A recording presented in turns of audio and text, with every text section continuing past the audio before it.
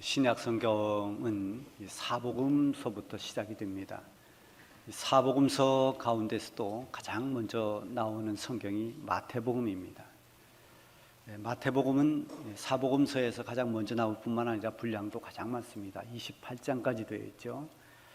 그 마지막 뒷부분인 26장, 27장, 28장 여기는 공생의 과정의 마지막 그런 과정이 나오고 있습니다. 그래서 마태복음 26장에는 예수님이 십자가의 죽음을 앞두고 죽음을 위해 기도하는 그런 예수님의 마지막 기도, 그리고 체포당하심, 그리고 27장에는 예수님이 끌려가셔서 갖은 고문을 당하시고 십자가에 달려 돌아가시는 예수님의 십자가의 고난과 죽음, 이것이 27장에 기록되어 있고요.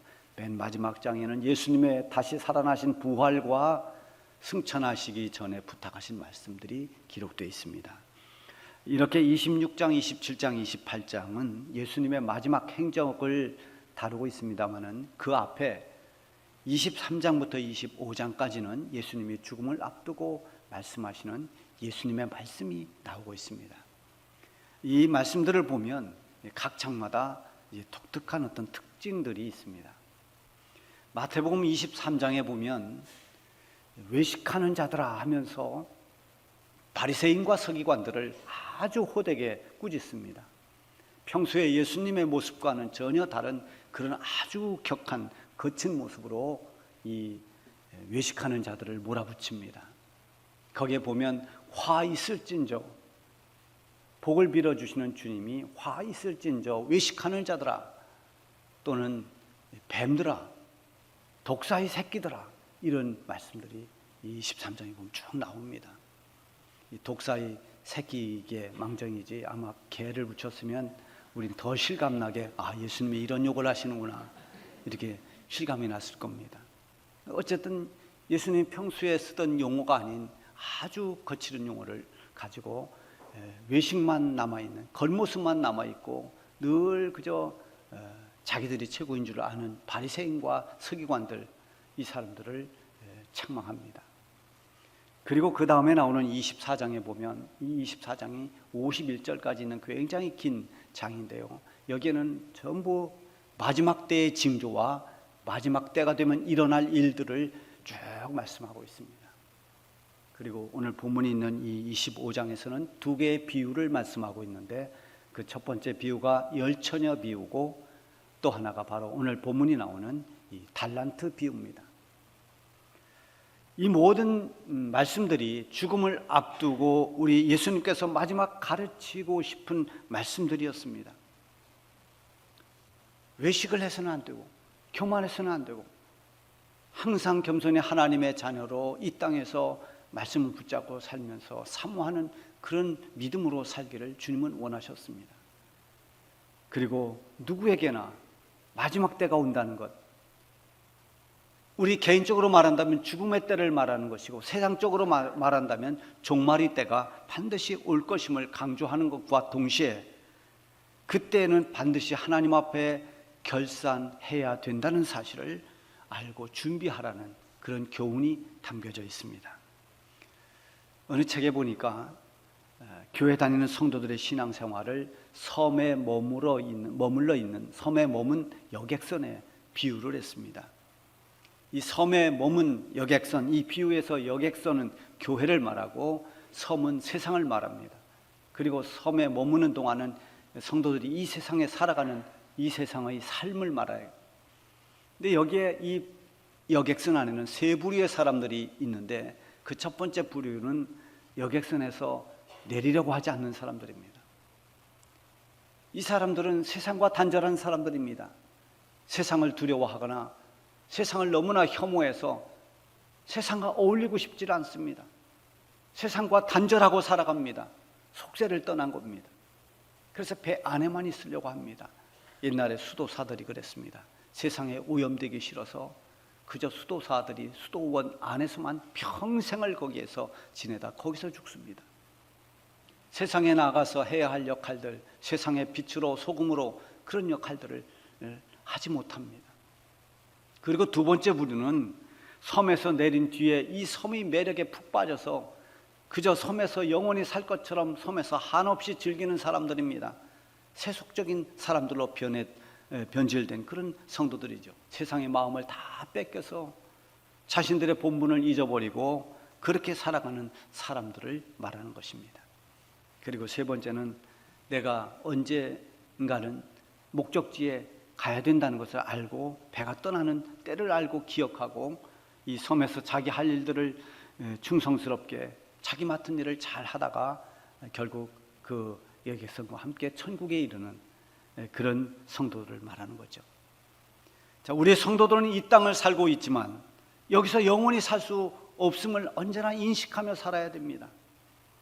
우리가 결국 돌아갈 우리의 본향은, 우리 성도들이 돌아갈 본향은 이 땅이 아니라 하나님의 나라요 천국이라는 사실을 잊지 말고 살아가야 됩니다.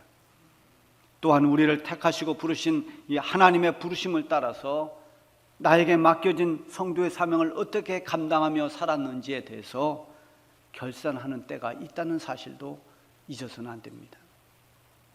우리 성도의 사명과 관련된 아주 중요한 그런 것이 있는데요, 그게 바로 달란트라고 하는 것입니다. 달란트라고 하는 것은 본래 유대인들이 쓰는 화폐 단위예요. 굉장히 높은 단위인데 이 달란트가 후에는 각 사람에게 주어진 재능을 말하고 있습니다. 지금은 이제 그 사람의 달란트 하면 재능을 말하죠.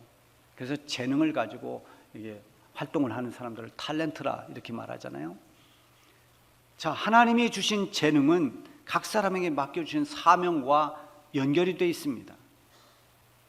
사실 하나님께서 주신 이 재능이라고 하는 것은 굉장히 뛰어나고 특별한 것만 우리는 떠올릴 수 있습니다. 다른 사람보다 월등히 탁월하고 뛰어난 재능을 가지고 있는 이런 사람들이 하나님이 주신 달란트다 이렇게 생각하지만 하나님이 우리에게 주신 달란트는 굉장히 다양하고 광범위합니다. 그렇게 볼 때 하나님께서 우리 성도들에게 주신 재능, 이 달란트는 받지 못한 사람이 아무도 없습니다.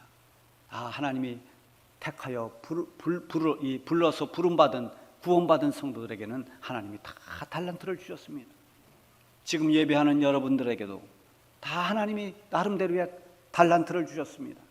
나는 달란트를 받지 못했다, 나는 재능이 없다 이렇게 생각하면 안 됩니다. 다 나름대로 하나님이 우리에게 달란트를 주신 것입니다. 얼마만큼의 달란트냐, 어떤 달란트냐 그것만 다를 뿐이지 우리는 다 하나님으로부터 달란트를 받은 것이죠. 오늘 본문이 바로 앞서 말씀드린 듯이 이 달란트 비유입니다.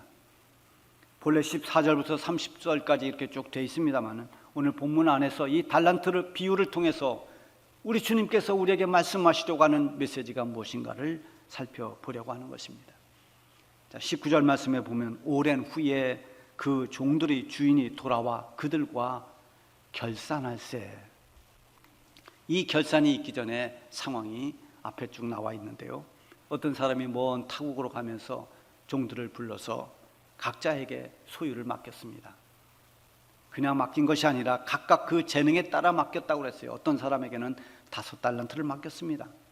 어떤 사람에게는 2달란트를 맡겼고 또 어떤 사람에게는 1달란트를 맡겨주고 떠났습니다. 각각 이렇게 달란트를 받은 종들이 주인이 돌아오기 전까지 맡겨진 그 달란트를 가지고 열심히 살아가는데 5달란트를 받은 종은 그 5달란트를 가지고 열심히 일해서 5달란트를 더 남겼습니다. 2달란트를 받은 종도 마찬가지로 그것으로 열심히 수고하고 일해서 2달란트를 또 남겼습니다. 그런데 1달란트 받은 종은 그 달란트를 사용하지 않았습니다. 그리고 그것을 땅속에 묻어뒀습니다. 아무것도 하지 않고 땅속에 묻어두었다가 세월이 지나서 주인이 돌아왔을 때 그것을 꺼냅니다. 이제 시간이 지나고 주인이 돌아왔습니다. 결산의 때가 됐다고 그랬습니다. 여기서 우리는 이 달란트 비유에서 말하는 몇 가지 교훈을 얻을 수가 있습니다. 먼저 우리에게 주어진 모든 소유는 우리 삶의 주인이 되신 하나님으로부터 받은 것이라는 것입니다. 그게 물질이었든 어떤 기능적인 것이든 직분이든 아니면 우리가 지금 살아가는 이 생명조차도 하나님께로부터 부여받은 것입니다. 하나님께서 내가 이 세상에 사는 동안에 나에게 맡겨주신 것은 넓은 의미에서 내가 받은 달란트입니다. 그것은 본래부터 내 것이 아니라 하나님께서 나에게 맡겨주신, 위탁해 주신 것이고 나는 그것을 받아서 관리하는 청직인 것입니다. 그래서 모든 성도들은 청지기 의식을 가져야 됩니다.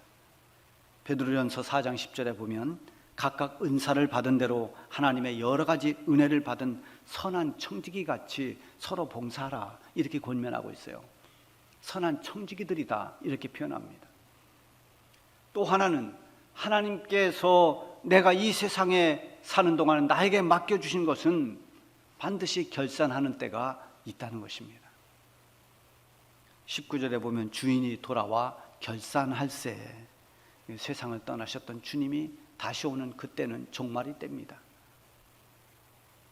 더 이상 어떤 것도 할 수 없는, 이제 모든 것에 종말이 되는, 끝이 나는 마지막 때입니다.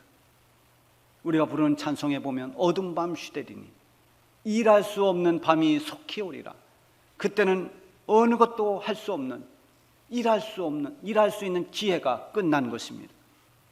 개인적으로 보면 우리가 우리의 삶을 다 마치고 죽는 죽음의 때를 말합니다. 어쨌든 우리의 주어진 생애가 주인 되신 주님께로부터 위탁받은 것인데 그때가 바로 일할 때입니다. 살아있는 모든 성도들에게 오늘 주어진 하루하루가 일할 수 있는 기회입니다. 그러나 결산의 때는 더 이상 일할 수 있는 기회가 없습니다.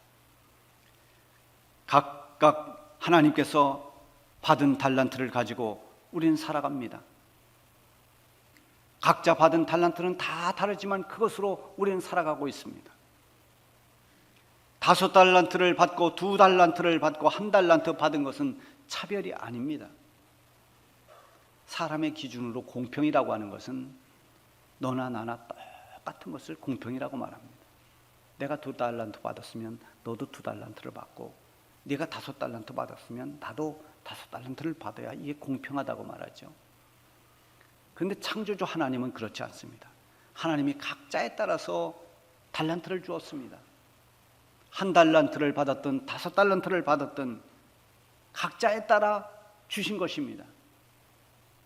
거기에는 우리가 어떤 불평도 할 것이 없습니다. 그것이 공평한 것입니다. 하나님은 마치 공장에서 나오는 어떤 제품처럼 기계에 의해서 생산된 그런 제품처럼 크기나 성능 모든 게 똑같이 그렇게 만들지 않습니다. 각자의 성품이 다르고 재능이 다릅니다.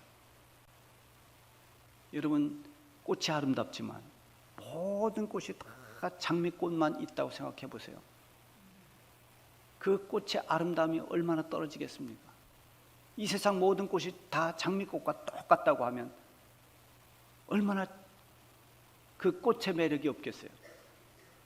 여러분, 요즘에 우리 교회 화단에 여러 가지 꽃들이 막 피어납니다. 장미꽃을 보면 장미꽃대로 노란색, 빨간색해서 참 예쁩니다. 그러나 지금 막 피어나고 있는 저 채송화도 보면 비록 작지만 채송화 나름대로의 그 아름다움이 있습니다. 크고 작은 차이, 그건 아무것도 아닙니다. 모양의 차이, 그것도 아무 문제 없습니다. 각자 받은 은사, 달란트, 자기의 것으로 일하는 것입니다. 그게 공정입니다. 이제 주인이 결산할 때 5달란트 받았던 종이 와서 결산합니다. 주인님, 제가 주인께서 주신 5달란트를 가지고 열심히 일해서 또 5달란트를 남겼습니다. 그래서 주인에게 5달란트를 드렸습니다. 그때 주인이 그에게 말합니다. 잘하였도다, 착하고 충성된 종아, 내가 적은 일에 충성하였음에 내가 많은 것을 너에게 맡기리니 네 주인이 즐거움에 참여할지어다. 이어서 2달란트 받은 자도 와서 결산을 합니다. 주인이여, 내가 2달란트를 받았는데 그것을 가지고 또 2달란트를 남겼습니다. 그때 주인이 또 똑같은 칭찬을 합니다. 오늘 본문에 나오는 말씀을 보면 조금도 틀리지 않습니다.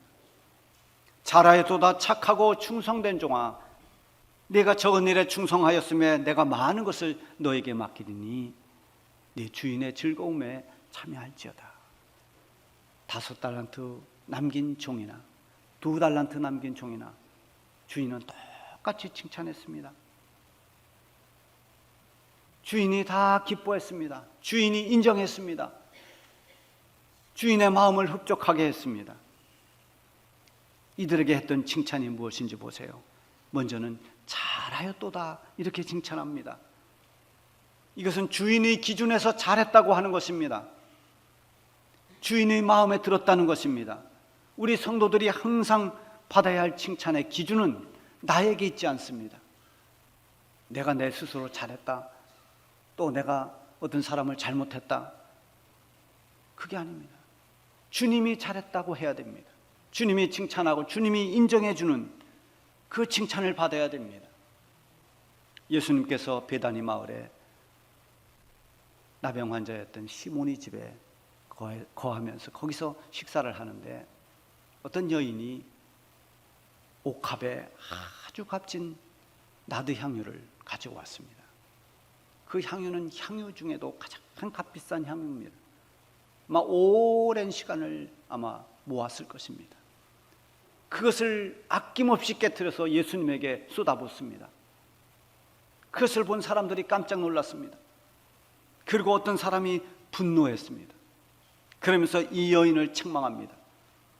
이 향유를 팔아서 가난한 사람들을 구제했더라면 얼마나 많은 사람을 구제했을 텐데 왜 이렇게 허비하느냐 하면서 호되게 책망합니다. 그때 예수님께서 가만두어라. 너희가 어찌하여 책망하느냐? 그는 나에게 좋은 일을 하였느니라. 사람들은 잘못했다고 꾸짖었지만 주님은 그 여인이 참 잘했다고 인정하고 칭찬해 주셨습니다. 때로는 허비하는 것 같아도, 때로는 손해를 보는 것 같아도, 때로는 억울해 보여도 우리 주님께서 내가 잘하였다고 그렇게 칭찬하신다면 그것은 여러분이 훌륭한 선택을 한 것입니다. 우리 성도들의 관심과 초점은 언제나 우리 주님께서 잘했다고 인정받는 것이 되어야 합니다. 이어서 잘했다고 칭찬받은 종들에게 착하고 충성된 종이라 이렇게 말해줍니다.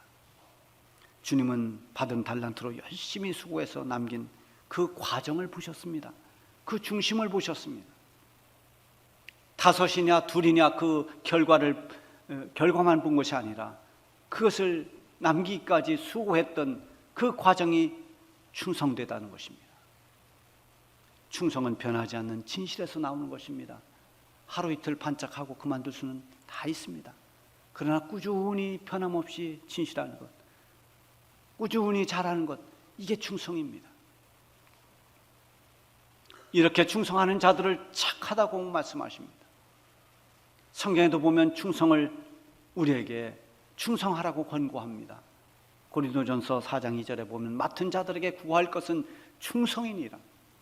에베소 교회도 내가 죽도록 충성하라. 그리하면 생명의 관을 내게 주리라. 이런 충성이 얼마나 중요한 것입니까? 그런데 1달란트 받은 종은 일하지 않았습니다. 그냥 그것을 땅속에 묻어두고 있다가 주인이 왔을 때 꺼내왔습니다. 주인에게 받은 그 달란트를 가지고 어떤 노력도 수고도 하지 않았습니다. 그가 무능했다기보다는 충성하지 않았습니다.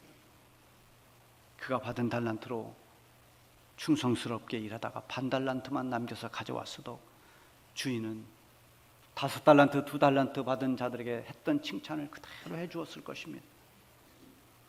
그러나 어떤 수고도 없이 받은 달란트를 그대로 땅속에 묻어두었다가 내놓은 이 종에게 주인은 책망합니다.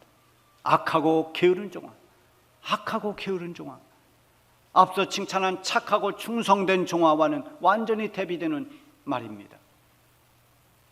받은 달란트로 수고한 충성된 종들을 착하다 했고 아무것도 하지 않고 땅에 묻어둔 게으른 이 종에게는 악하다고 말했습니다.